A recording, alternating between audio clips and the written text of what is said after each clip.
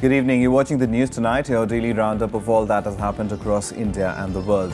I'm Ishan Russell, and these are the headlines that we're tracking this evening. Sentencing in the 2002 Gulbarg Society massacre case, 11 of the 24 convicts get life in prison. Court terms massacre as the darkest day in history of civil society.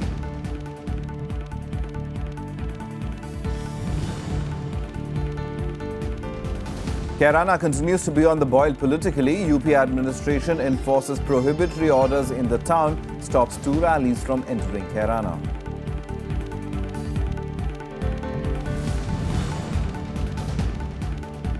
Government imposes 20% export duty on sugar in a bid to stem its outflow. Also hopes move will stabilize prices in the domestic market.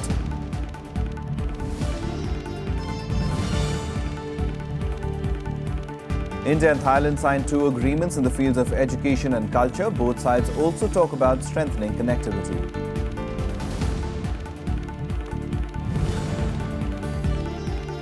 And Iraqi forces make a major breakthrough in Fallujah, reclaim the main government compound in the Islamic State-held city.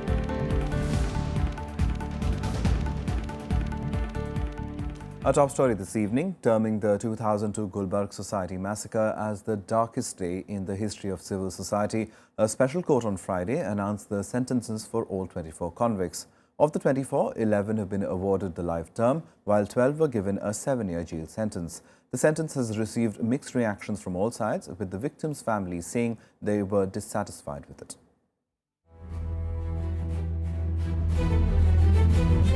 Life imprisonment for 11,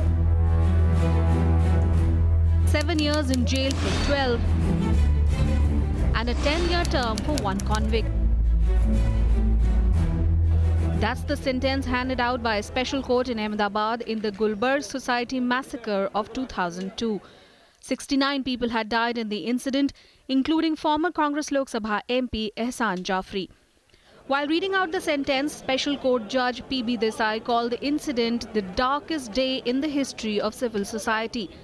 However, he rejected the demand for death sentence for all 24 convicts. Life imprisonment for 11 convicts will be till death. The court also requested the government to not remit the sentence. ये कहा कि ये 2002 का जो incident था, that was the darkest day in the civil society. SIT ने जो investigation किया है और जो भी एविडेंस रखा है उनको कोर्ट में माना और मानने के बाद 24 लोगों को सजा दी गई। 24 लोगों के सामने ये कोर्ट ने माना कि वो अनलॉफुल असेंबली के मेंबर थे। ना हमारे लिए कोई हार है ना हमारे लिए कोई जीत है। अदालत में सिर्फ न्यायतंत्र की जीत होती है, किसी को ये अपनी हार नहीं समझनी चाहिए, किसी को ये जीत नहीं समझनी चाहिए। This is a very complicated process, a very fair process, where nothing ends at the trial court level. There are 2 levels above, and still probably greater justice will be done by those 2 forums. However, not everyone is satisfied with the verdict. Ehsan Jafri's widow, Zakia Jafri, said the verdict had brought her to right where she started. जो उन्होंने सजा दी बिल्कुल गलत दिया है कि आधे को छोड़ दिया है, आधे को सजा दिए, आधों को आजीवन की सजा दिए। मैं तो बाकायदा यही चाहती हूँ कि सबको सजा मिलना चाहिए।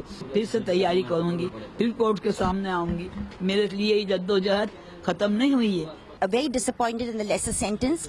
We had argued for exemplary life imprisonment for all the accused, all the 24 accused. We had made a strong case that where sections like 436 and 149 are applied and they are part of a willfully armed mob that was on the attack from 9 a.m. right up to 5 p.m. There is no reason for such leniency in sentence. In that sense, that is disappointing. We will appeal this. इंसान ने 14 साल jail काट ली और क्या बोलूं sir, मैं ना परेशान हो गई कोर्ट कचहरी के धक्के से और वो हाजिर नहीं थे तो भी उन पे आरोप आ गया है।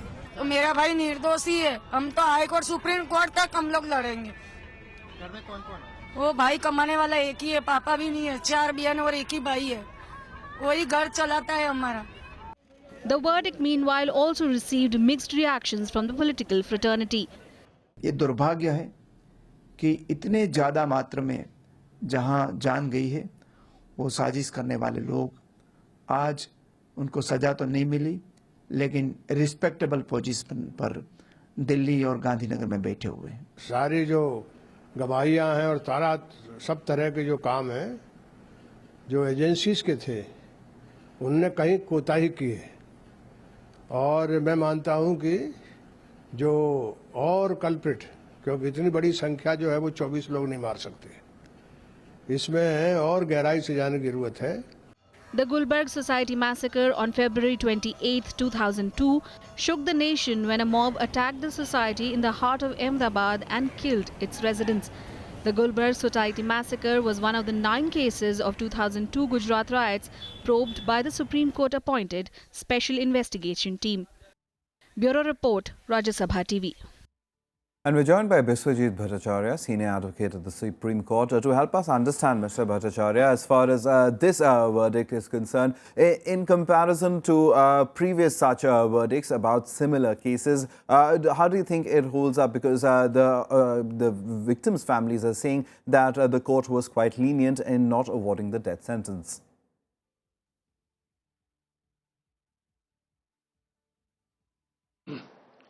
You see, in every matter of this kind, there is bound to be, sort of plus and minus points from respective sides.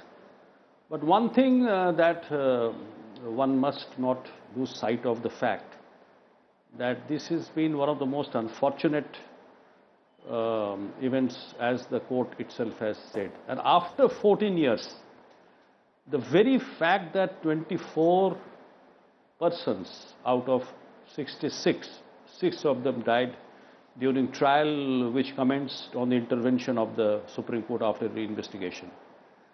The very fact that 24 of them have been convicted, that shows the basic, sort of resilience of the India's judicial system. Now, if you ask me to compare it with other verdicts of, similar nature, I don't think there are too many, verdicts of the sort of similar nature. One can argue that yes, the sentence could have been little more. You can argue, but every judge, but the judge has to see the facts. So you can argue on sentence, and as far as sentence is concerned, personally speaking, my view is, I have got nothing to do with case. So I am just talking as an independent person who is not taking sides. Personally speaking, I am personally against the capital punishment in any civilized society. There will be a huge difference of opinion in this, but that's my personal view. Now, having said that, you must note very clearly that 11 of them have been sentenced to life. Now, under section 433 capital A of the Code of Civil Procedure Code, the state has the power, to remit after 14 years. Here the judge has made a specific request to the state, kindly do not remit, but there is no such direction as such. So you can argue that 11 persons have been given possibly the maximum punishment except the capital punishment. And one of them has been given sentence for 10 years, another 12 for sentence for 7 years. You see, this all depends on the facts of each case. All right, so forget the fact that there were 400 persons in the mob. And out of those 400%, only 66 persons were tried. Out of 66 persons, 6 persons died while the trial was taking place. 36 persons have been acquitted. 338 witnesses were examined and cross-examined. The trial, which went on from 2009, culminated in 2016. So if you take on balance, the thing which makes me feel proud about, again without taking sides, is that the majesty of the law in India has reigned supreme. And in this most sensitive case, if I may say so, and most sensitive. Indeed a sensitive case, and some parties, of course, being dissatisfied, especially the victim's family, who is saying they will go into appeal.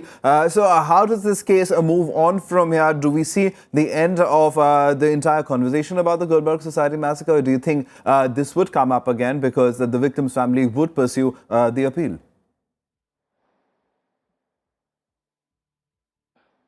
You see, the prosecution of the SIT and also the victims, whatever reports have come, they have made a statement that they are not satisfied with the quantum of sentence, etc. So everybody has a right to appeal. At the same time, what the appellate court will do, nobody knows, because it all depends on the appreciation of the evidence.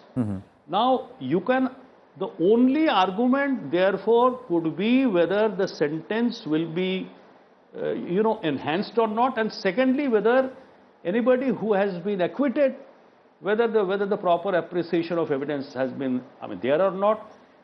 These are all matters of legal procedures and hierarchy of appellate channels in any civilized democracy. But again, I am just repeating, considering the sensitivity of the case, and when I say sensitivity, I need hardly basically elaborate. 2002, 27th February, 2002, 28th February. What happened is surely a blot on any civilized democracy in the world, and the laws has ultimately caught up. You see, the arms of law. I only wish that, it had not taken 14 years. But, that's what it is. Sometimes a delayed justice. And may I also say that when one is facing a trial for 6 years, 7 years, 8 years, facing a trial itself in a sort of criminal court of law, consider those who have been acquitted. Okay. One has to look both sides. So in a sense, are you saying this could perhaps close the chapter on the Gulbarga Society massacre, so to say?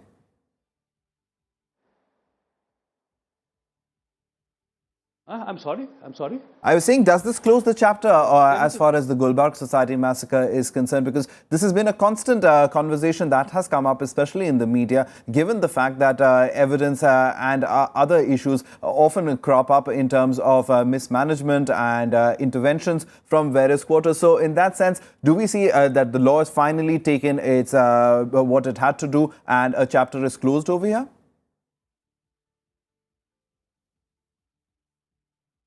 No, some amount of finality has been reached, but as you know that from the reports which have come in the electronic media already, some people are aggrieved. And if some people are aggrieved, naturally, going to an appellate court is the basic right of every person concerned.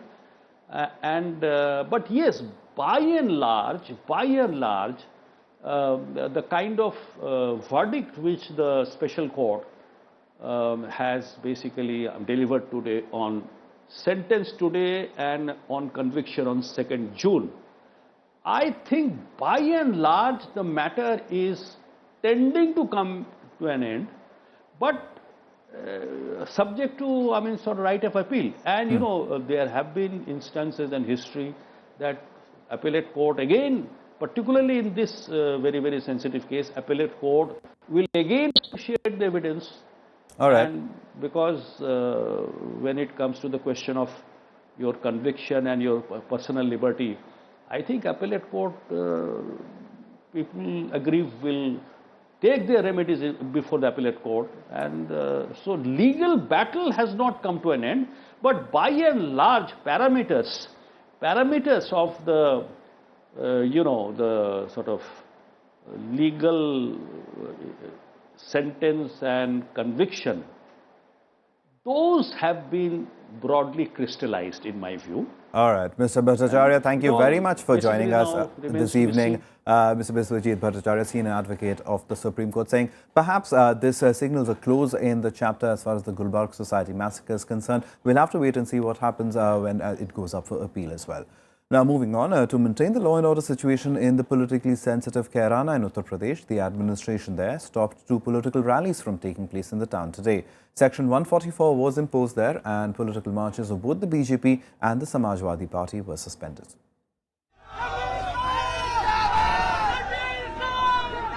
BJP MLA Sangeet Som, along with thousands of supporters, was stopped from entering Kairana on Friday. Som was leading a Nirbhay Yatra from his constituency Sardhana, 22 kilometers away from the town.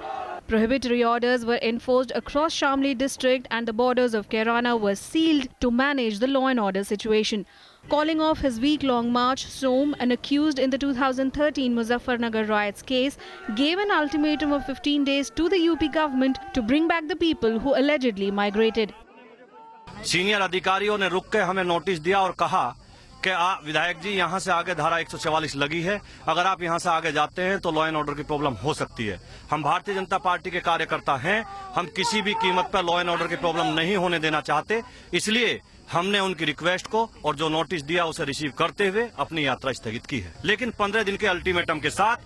The BJP, however, sidelined itself from Som's march. ये भी सूचना है कि party के प्रदेश अध्यक्ष जी ने भी उनको यही सलाह दी कि वो ना जाए। मेरी भी सलाह उनको है, यही है, हम हैं वहाँ पर जाने की आवश्यकता नहीं है। एक तो भारतीय जनता पार्टी की ओर से ऐसी कोई यात्रा की घोषणा नहीं है और संगीत जी को आग्रह किया गया कि अभी इसकी जरूरत नहीं है, पहले हम लोग आगे तय करेंगे और जैसा पार्टी का निर्देश होगा उसकी प्रतीक्षा करें।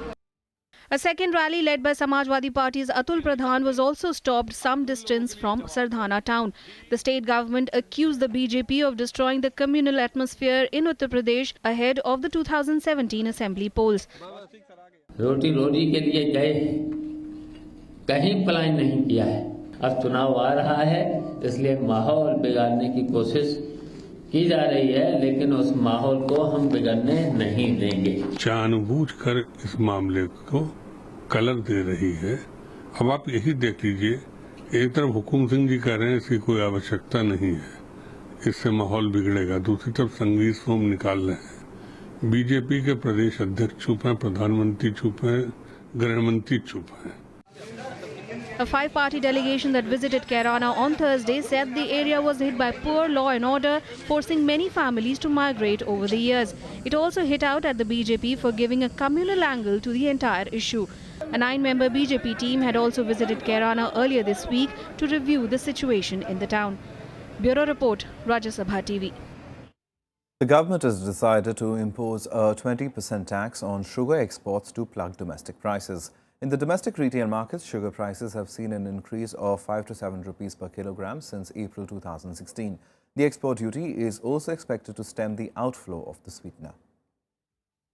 In a bid to arrest the outward shipment of sugar, the government has imposed export duty on the sweetener. The move comes following a sharp rise in global prices. The Finance Ministry's notification says the move will keep domestic prices of sugar under check and that an export duty of 20% on the export of raw sugar, white or refined sugar will now be applicable. Sugar prices continue to swell on robust demand and tight supply. Dry spells in India and Thailand last year, coupled with excessive rains and late harvest in Brazil, slowed production, even as global prices touched 2.5-year highs. Sugar prices are now at Rs 34 to 35 per kilogram in India. While there is a fear that prices may touch Rs 40 per kg, experts are hopeful of prices stabilizing at Rs 36 once the new crop comes. If you don't impose this 20% restriction, globally their demand being much higher, they will export sugar from here and people will have problem of further higher price. So it's very important that government levies this duty. The country's sugar production is estimated to decline to 25 million tons in 2015-16 as against 28.3 million tons last year. The annual domestic demand is pegged at 26 million tons. India is world's second largest sugar producer after Brazil and exported 1.6 million tons of sugar so far in 2015-16 marketing year from October to September. The government's decision is expected to stem the outflow. Kriti Mishra, Rajya Sabha TV.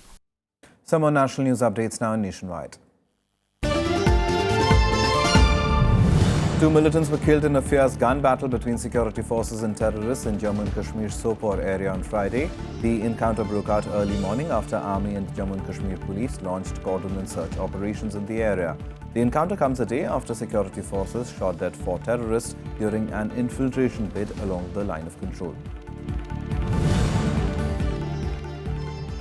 India's indigenous basic trainer aircraft, the Hindustan Turbo Trainer 40 or HTT-40, made its inaugural flight on Friday. The two-seater aircraft was flown for about 10 to 15 minutes at the HAL airport in Bengaluru. HTT-40 will be used for the first stage training for all flying cadets of the 3 services. The Indian Air Force is expected to procure 70 HTT-40 aircraft. Former Delhi Chief Minister Sheila Dikshit has dismissed allegations of her involvement in a 400 crore rupee scam in the Delhi Jal Board. Terming the allegations as politically motivated, Dikshit said the attack on her by the Aam Aadmi Party and the BJP was timed to coincide with the buzz that she would be made the Congress's in charge for the Punjab polls. Her comments came a day after Delhi Lieutenant Governor Najib Jung forwarded the fact-finding report in the alleged scam to the Anti-Corruption Bureau. India and Thailand on Friday signed 2 agreements after delegation-level talks between the 2 sides. Thailand Prime Minister Prayut Chan-o-cha is in India on a 3-day visit. He met Prime Minister Narendra Modi earlier. Both sides also spoke about stronger connectivity between the 2 countries. The Thai Prime Minister also called on Vice President Mohammad Hamid Ansari on Friday. The 2 leaders discussed bilateral and regional ties besides global issues. They shared their democratic values and also spoke about boosting bilateral cultural ties.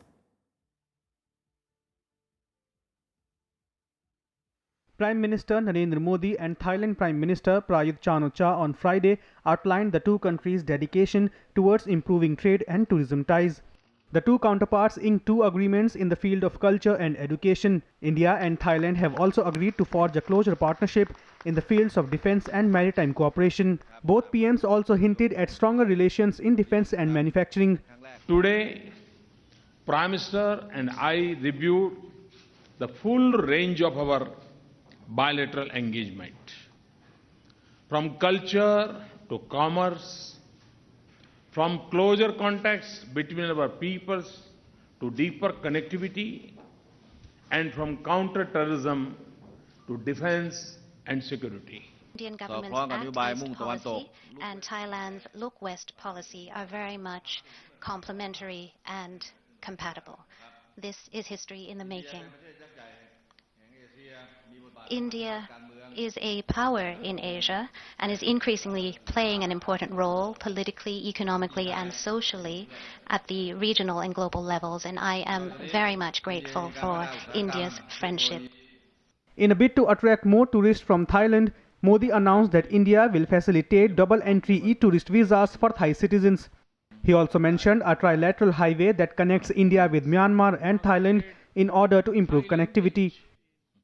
I am also happy to announce that to welcome more tourists from Thailand to India and to help them enjoy their visits to Buddhist sites in India, we will soon facilitate double-entry e-tourist visas for citizens of Thailand. Earlier in the day, Foreign Minister Sushma Swaraj also called on Prime Minister Chan-o-cha. The Thai PM was also accorded a ceremonial guard of honor at Rashtrapati Bhavan in the morning. He also visited Mahatma Gandhi's memorial and laid a floral wreath. The Thai PM, who is on a 3-day India visit, will leave for Bodh Gaya before heading back home on Saturday. Bureau Report, Rajya Sabha TV. Now, in a major breakthrough in the nearly 4-week-old offensive against the Islamic State, Iraqi forces have reclaimed the main government compound in the Islamic State-held city of Fallujah. Iraqi forces commander have described it as a massive step towards complete victory in the city, and the forces have now moved on to besiege the city's main hospital. The Iraqi forces launched the offensive against IS on the 30th of May with the backing of Iran-backed Shia militia and international raids. However, the Iraqi forces' gains suggest a shift in tactics by the IS, or it also be a sign of their weakness as they abandon their dug-in positions. The fight for Fallujah has taken a toll on civilians the most. According to the UN, 10,000 families, almost 60,000 people have left their homes, seeking shelter in camps in government-held areas of western Anbar province. These camps are overwhelmed and lack basic supplies such as tents and clean drinking water. With so many people fleeing in recent days, the ability of the security forces to carry out adequate screening has been strained, raising concerns that militants are also escaping amid the flow of the civilian population. Now, dozens of US diplomats have signed an internal document critical of the government's policy in Syria and have called for military strikes against President Bashar al-Assad's government. The Dissent Channel cable was signed by 51 to mid to high-level State Department officials involved in advising on Syria policy. The officials said the current approach was working against the Syrian opposition and helping Assad stay in power. The document urges for a credible threat of military action against the Assad government. Otherwise, it says, Damascus will feel no pressure to negotiate with the rebels.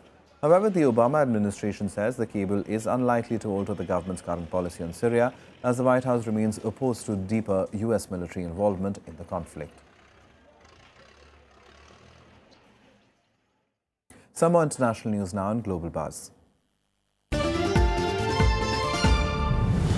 China today sent ships in response to a request from Vietnam to help find one of its Coast Guard planes. The plane crashed with 9 personnel aboard while looking for a missing fighter jet and pilot. Many Vietnamese Coast Guard, border guards, Navy and Air Force and fishermen have also been searching for the aircraft and the second pilot. The United Nations has reported that the Islamic State is committing genocide against the Yazidis in Syria and Iraq. The IS reportedly wants to destroy the ethno-religious grouping of 400,000 people through killings, sexual slavery and other crimes. The Yazidis are a religious sect whose beliefs combine elements of several ancient Middle Eastern religions. The report is based on dozens of interviews of IS survivors. Police in Venezuela have arrested 400 people after riots broke out over a deepening food crisis in the struggling South American country. At least 3 people have been killed in the unrest. The oil-rich country is suffering an economic crisis sparked by a plunge in global crude prices over the past 2 years. The United States has ruled out mediation between Afghanistan and Pakistan and asked the two countries to work together to de-escalate tensions at the Torkham border crossing. Deadly clashes erupted at the border crossing this week, killing 2 Afghan and 1 Pakistani border guard and wounding 20 on both sides. Brazil's interim president, Michel Temer, has dismissed graft charges against him as dishonest and reckless. He made a national address that his government would not be distracted from fiscal reforms aimed at reviving the economy. Temer said it was irresponsible and ridiculous to claim that he had sought campaign funds for his party from a graft scheme at a state-run oil company. Time now for all the action from the world of sports and SportsBeat. India will take on Australia in their maiden Champions Trophy final in London tonight. Despite losing 4-2 to the reigning world champions in their last league outing, India managed to qualify for the final after a draw between Great Britain and Belgium. Australia topped the league standings with 13 points, while India finished second with 7 points. India had won their only medal in the tournament, a bronze in 1982. The BCCI has decided to use electronic methods to distribute funds to all state associations in the wake of the arrests of 3 top-ranking officials of the Goa Cricket Association in a fraud case.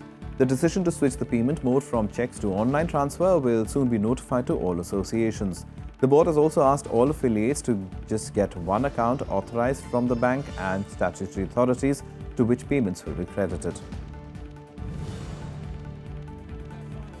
Italy progressed to the knockout stage of the Euro 2016 after a narrow 1-0 victory over Sweden.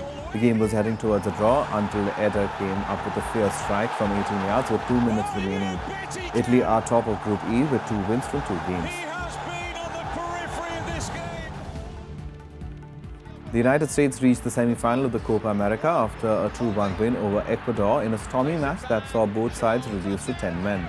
Clint Dempsey scored his 3rd goal in as many games and set up a second for his teammate Gyasi Zardes. Ecuador pulled a goal back in the 74th minute to set up a frantic finale, but the US held on. They'll now either face Argentina or Venezuela in the semi-finals. Roger Federer eased into the quarterfinals at Hall with a 6-3-7-5 victory over Tunisia's Malik Jaziri. The 8-time winner went 3 games down in the second set but rediscovered his rhythm to break back and take the set and the match. Federer will now meet Belgian David Goffin in the quarterfinal. Well, that's the news tonight. Good night.